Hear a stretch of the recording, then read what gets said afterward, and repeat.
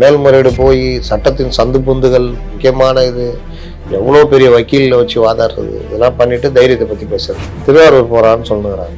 ஏன்னா இங்கே விஜய் ஆப்பு வச்சிருவான்னு தெரியும். நகர்ப்புறங்களில் விஜய்க்கு வாக்கு அதிகம். அந்த பிரிக்கிற வாக்குகள் தோல்வியில் கொண்டு விட்டுருமோன்னு பயம். இவரே தொகுதி மாறுறாருன்றாங்க. சேப்பாக்கம் சிங்கம் சின்னவர் என் தொகுதியில நான் நிற்கிறேன் பாடுறா அப்படின்றதும் தைரியம். விட்டா எல்லாமே நாங்கள் தான், அம்மா உணவங்க நாங்கள் தான் கொண்டு வந்தோம். ஜெயலலிதா நாங்கள் தான் ஜெயிக்க வச்சோம். நாங்கள் எதிரில் நிற்கிறனால தான் எங்களை தோக வச்சு அவங்க ஜெயிச்சாங்க. அந்த வகையில் நாங்கள் தானே கொண்டு வந்தோம். ஓபிஎஸ் 2 அரை விட்டுருப்பாரு, செங்கோட்டையன் ஒரு கிக் விட்டுருப்பாரு எம்ஜிஆர் இருந்தா. உங்கள் ஆரோக்கியத்தின் உற்ற நண்பன் ஹெல்தி ஸ்வீட் ஃப்ளார் உடனே ஆர்டர் செய்யுங்கள். 4ஆம் துணையர்கள் அனைவருக்கும் வணக்கம். இன்று நம் நிகழ்ச்சியின் சிறப்பு விருந்தினர் ஊடகவியலாளர் முத்தலிஃப் அவர்கள் இணைந்துள்ளார். வணக்கம் சார். வணக்கம். நம்ம முதலமைச்சர் ஸ்டாலின் அவர்கள் மதுரையில பேசுறப்ப துணிச்சலே இல்லாத துரோகி தான் எடப்பாடி அவர்கள் அப்படின்ற கருத்து. கரெக்டா? துணிச்சல் இல்லாத துரோகி. அப்புறம் பயந்தாங்கொல்லின்னு சொன்னார்ல.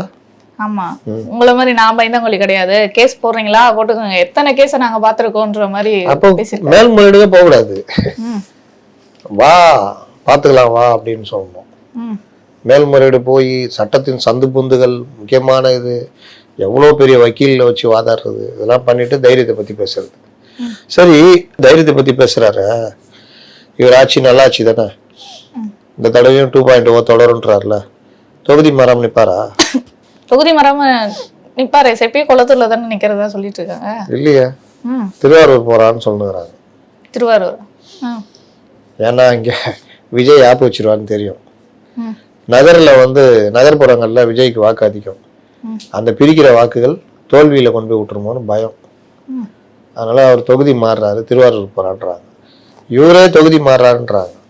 யாரு? சேப்பாக்கம் சிங்கம் சின்னவர் மாறுறதா சொல்றாங்க. அதனால அதானே தைரியம் தானோ, என் தொகுதியில நான் நிக்கிறேன் பாடுறா அப்படின்றதும் தைரியம். ஒரு நல்லாட்சிக்கு அதானே அடையாளம். அப்போ அதுக்கு பேர் என்னது? மாறுறதுக்கு பேரு பயம் சொல்றீங்களா? எடப்பாடி எங்க மாறுறாரா? நிக்கிறாருல, அதே தான் நிக்கிறாரு தொடர்ந்து. அதுதான் சொல்ல வரேன், பயந்தாங்கொழித்தனம். இவங்களால அடிமை கிடிமைன்னு சொல்லியிருந்தாங்க, யாரும் ஜனங்க கண்டுக்கல. என்னடா பண்றது, புதுசு புதுசா திட்டுறதுக்கு வார்த்தை டிக்ஷனரி போட்டிக்கிட்டு தேடுறாங்க. துணிச்சல் இல்லாத துரோகி. அதுதான் துணிச்சல் இல்லாத துரோகி. துரோகியில தைரியமான துரோகி, துணிச்சலான துரோகி, துணிச்சல் இல்லாத துரோகிலாம் வருகிறாங்களா? துரோகி துரோகி தானே, வார்த்தையை கண்டுபிடிச்சு எழுதுறாங்க பாருங்க. துணிச்சல் இல்லாத துரோகி, பயந்தாங்கொல்லி அப்படி இப்படின்னு. இவர் போய் பார்த்தாரு அவரை பயந்தாங்கொல்லின்னு. அதனால இந்த மாதிரி வார்த்தைகள்லாம் என்னன்னா, ஒரு 20-30 வயசு இந்த ஸ்ட்ராட்டஜி டீம் வச்சு எழுதிவாங்க. விஜய் எழுதிவாங்க இல்லையா, அது பால் டப்பாவா? பால் டப்பா கட்சி தானே. ஆமா, பால் டப்பா கட்சி. அந்த வார்த்தையில நம்ம எங்கேயா புழக்கத்துல இருக்கா சொல்லுங்க? நம்ம எங்கேயா பேசுறோமா பால் டப்பான்னு? அப்ப இதெல்லாம் ஒருத்தர் எழுதி கொடுக்குறான்னா அவன் எப்படி இருப்பான் பாத்துங்க. அவன்கிட்ட எழுதி வாங்கிட்டு வரான்னா இவங்க எப்படி இருப்பாங்க பாத்துங்க. தமிழகத்துல இந்த அரசியல் தலைவர் இந்த மாதிரி இந்த வார்த்தைலாம் பயன்படுத்த மாட்டாங்க. கொலைகள் வாடலாம், காண்டு, மெர்சல் ஆயிட்டான், அந்த மாதிரிலாம் யாராவது பேசுவாங்களா?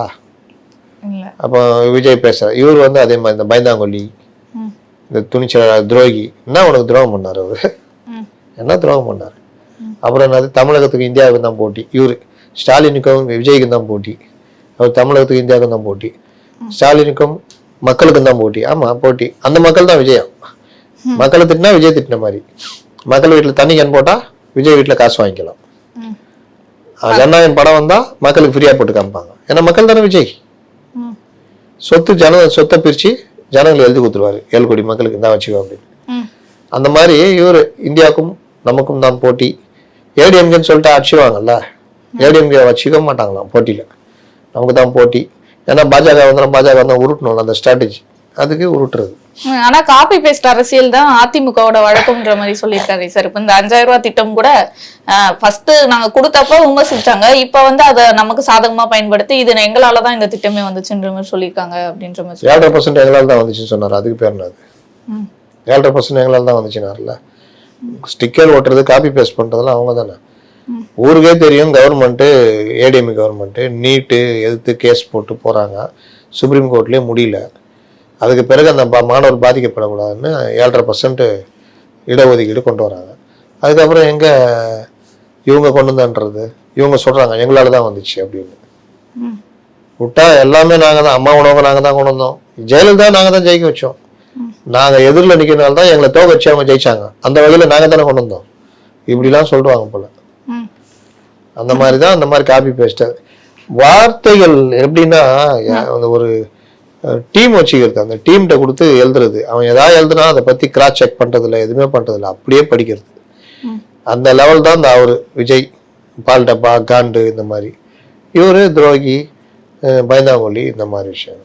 அடுத்து வந்து உதயநிதி அவர்கள் வந்து எடப்பாடி அவர்களை விமர்சிச்சிருக்காரு. என்னன்னா இப்போ ரீசெண்டா படம் பார்த்திருப்பாரு எடப்பாடி அவர்கள், இதயக்கனி, அந்த படத்தை பார்த்து அழுகிறது பார்த்து, நீங்க எம்ஜிஆர் அவர்கள் இப்ப இருந்திருந்தா அவங்க கட்சியை பார்த்து அழுந்திருப்பாரு, உருண்டு பரண்டு அழுதுருப்பாரு, என் கட்சி அடாது அப்படின்ற மாதிரி அப்படின்னு. என்ன ஆச்சு அந்த கட்சிக்கு? நல்லதானே இருக்குது. ஓபிஎஸ் 2 அரை விட்டுருப்பாரு, செங்கோட்டையன் ஒரு கிக் விட்டுருப்பாரு எம்ஜிஆர் இருந்திருந்தா. அதிமுக எம்ஜிஆர் உருவாங்கின கட்சி தானே, அந்த கட்சியை நிலைநிறுத்துறதுக்கு, ஜெயிக்க வைக்கிறதுக்கு ஒருத்தன் கஷ்டப்படுறான்னா அவனை பார்த்து எம்ஜிஆர் அழுவாரா? இல்லை அதிமுகவில் இருந்துட்டு சகல பதவி சுகத்தை அனுபவிச்சுட்டு திமுக தான் ஜெயிக்கணும்னு போய் நிற்கிற ஓபிஎஸ்ஸை பார்த்து அழுவாரா? யாரை பார்த்து அழுவாரு? கட்சி போனதை பார்த்து தான், வெளியில போனவங்கள பார்த்து அழுவாரா? அற விடுவாரா? 2 அறை விடுவார். ஒன்னெல்லாம் வந்து இந்த ஜெயாவை சொல்லணும், இந்த மாதிரி ஆளெல்லாம் ஆளாக்கி வச்சு இந்த மாதிரி தான் பந்தி வச்சுக்கிறாங்க அப்படின்னு. செங்கோட்டை நீங்க வா, உன்னை நான் 26 வயசுல எம்எல்ஏ ஆகினா 72 77 கதை விட்டுன்னு அங்கே போய் உட்காந்துக்கிறியா அப்படின்னு சட்டையை பிடிச்சி 2 இழுத்து விடுவார். அடுத்தது ஓபிஎஸ் அவர்கள் வந்து திமுகல இணைந்திருக்காரு, தேமுதிகவும் இப்ப திமுகல இணைந்திருக்கு. இந்த கூட்டணி நம்ம எப்படி பார்க்கலாம் சார்? விஜய் அவர்கள் வந்து இது கல்லாப்பெட்டி கூட்டணின்னு விமர்சிச்சிருக்காரு, இந்த கூட்டணி எப்படி பார்க்கலாம் சார்? நம்ம கல்லாப்பெட்டி கூட்டணி தான், இதையாவது விஜய் கரெக்டா சொல்லிக்கிறாரு. கல்லா ஒரு நரப்புற கூட்டணி தானே, கல்லாப்பெட்டி கூட்டணி தான் அது. பிரேமலதா வந்து மக்கள் நலனை முன்னிறுத்தியா போனாங்க? மக்களுக்காக நான் வந்து எந்த இதானாலும் மக்களுடைய பிரச்சனைக்காக நிற்பேன், இந்த ஆட்சி சரியில்லை, 5 ஆண்டுகள் மக்களுக்கு ஏகப்பட்ட பிரச்சனை, இந்த ஆட்சி அகற்றப்பட வேண்டும், அப்படியே போனாங்க? எனக்கு யாரு வெயிட்டா கவனிக்கிறீங்கன்னா நாங்க போவேன்னாங்க. ஓப்பனா சொன்னாங்களா இல்லையா? வெயிட்டா கவனிச்சத்துக்கு போயிட்டாங்க. எடப்பாடி அவர்கள் கிட்ட துணை முதலமைச்சர் பதவி வேற கேட்டிருக்காங்களா? அங்க கேட்க வேண்டியதுன்னா மாநாடு போட்டு கேட்டாங்க, எடப்பாடிட்ட கேட்கல. அவர் கேட்டது மாநாடு போட்டு கேட்டீங்களே துணை முதல்வர்னு, இப்ப என்ன ஆச்சுன்னு கேக்குறாரு. இப்போ துணை முதல்வர் அங்க கேட்க வேண்டியதானே, யோகியர் மாதிரி பேசுறீங்களான்னு கேக்குறாரு. இன்னும் இருக்கு அவங்க பிரேமலதாக்கு.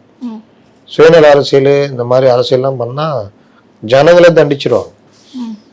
அதே மாதிரி ஓபிஎஸும் அப்படிதான் இருக்கிற வரைக்கும் அந்த கட்சி ஓபிஎஸ் அடையாளம் காட்டினது அதிமுக. உனக்கு சொந்த பிரச்சனை எடப்பாடியோட, அதை ஒன்றை வச்சுக்கிட்டு வெளியில வந்துட்டு இல்லாத உருட்டெல்லாம் உருட்டிக்கிட்டு எம்ஜிஆர் ஜெயலலிதான்னு உருட்டிக்கிட்டு எம்ஜிஆரையும் ஜெயலலிதாவையும் பழி வாங்கின அதிமுகவோட இந்த திமுகவோட இவர் போய் சேர்றாரு. அது என்ன துரோகம் தானே? இவர் வந்து அவரை துரோகியை கூட சேர்த்துக்கிட்டு எடப்பாடி பழனிசாமியே துரோகின்றார். இது எப்படி இருக்கு? இதான் நிலைமை. மற்றும் இப்ப தேமுதிக ஓபிஎஸ் அவர்கள்னு எல்லாருமே இணைந்து ஒரு கூட்டணி பில்ட் பண்ணி வச்சிருக்காங்க. காங்கிரஸோட நிலைப்பாடு இன்னமும் திமுகல தான் இருக்குமா, இல்ல தாவேகா சைடு போற வாய்ப்பு இருக்கா? காங்கிரஸ் தாவேகா பயன்படுத்தி கொஞ்சம் சீன் எல்லாம் போட்டாங்க. அப்புறம் வந்து தாவேகா கூட பேச்சுவார்த்தையை நடத்துற அளவுக்கு போயிட்டாங்க. இவங்களும் போனா போகுதுன்ற மாதிரி இருந்துட்டாங்க. அதுக்கப்புறம் எல்லாம் ஊர் கூடி யோசிச்சு பார்த்தப்போ காங்கிரஸ் இல்லைன்னா கண்டமாயிடும் தெரிஞ்சோடனே போய் காலில் கையில விழுந்து காங்கிரஸை கூப்பிட்டு வந்து இப்போ சமாதானப்படுத்துற வேலை போய்கிட்டு இருக்குது. அதனால தாவேகா கிட்ட காங்கிரஸை போடாம பாத்துக்கிற வேலையில இப்ப ஈடுபட்டு இருக்காங்க. இப்ப கூட்டணி கட்சிகள் எல்லாமே ரெடியா இருக்கு. இப்ப அதிமுக திமுகன்னு, தாவேகா மட்டும் இன்னும் தனிமையில தான் இருக்கு, தனித்தே தான் நிற்குதே சார். தனித்தே தான் போட்டிடுமா? இந்த மாதிரி பேசினவன் கூட போவோம், என்னென்னவோ பேசணும். செங்கோட்டையனை மறந்து போய் உட்காந்துக்கிறாப்புல. என்னடா அது நமக்கு தெரியாத விஷயம்லாம் பேசினுக்கிறாங்க. இதெல்லாம் நம்ம எதிர்பார்க்க. செங்கோட்டையனை எப்படி ஆட்சி ஓரம் உட்காரிச்சுக்கிறாங்க பாத்தீங்களா? படத்தை மாத்தியாச்சு பாத்தீங்களா? ஜெயலலிதா அவர்கள் போட்டோ எடுத்தாச்சா? தூக்கியாச்சு.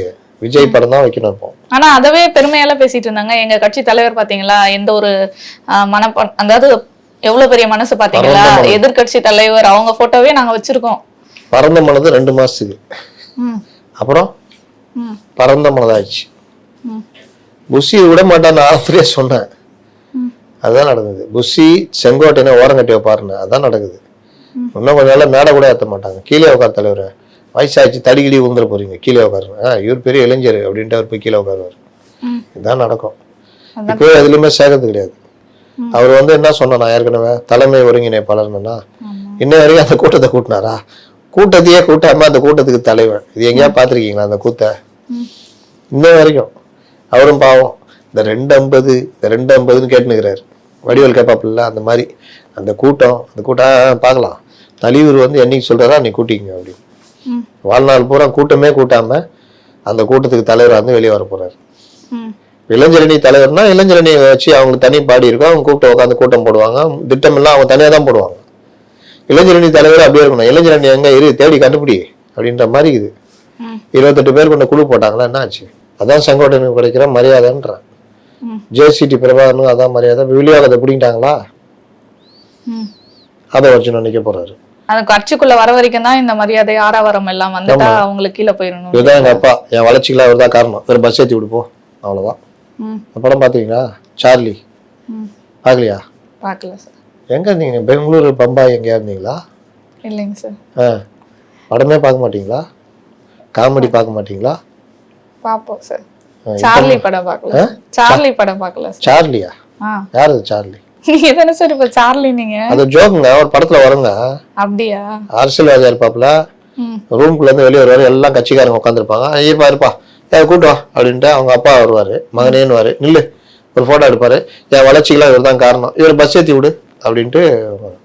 அந்த மாதிரிதான் நிலைமை இவங்களுக்கு. என்னோட இதெல்லாம் காரணம் இவர் தான் அப்படின்ட்டு அது ஓரமாக உட்கார வை அப்படின்னா செங்கோட்டைன்னு பிரச்சனை. ஓகே சார், தொடர்ந்து பேசுவோம் சார். நன்றி.